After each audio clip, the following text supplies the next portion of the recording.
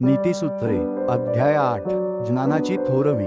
त्यावेळेपर्यंत त्याने पृथ्वी, शेते व पृथ्वीचा धूलिसंचयही निर्माण केली नव्हती.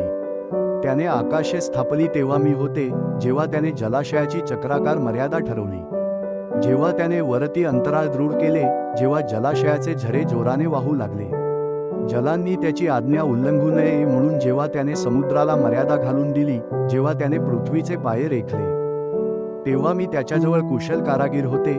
मी त्याला नित्य आनंददायी होते. त्याच्यासमोर मी सर्वदा हर्ष पावत असे. त्याच्या पृथ्वीवर मी हर्ष करी, मनुष्यजातीच्या ठायी मी आनंद पावे. तर आता माझ्या मुलांनो, माझे ऐका, जे माझ्या मार्गांनी चालतात ते धन्य होत. बोध ऐकून शहाणे व्हा, त्याचा अवेर करू नका.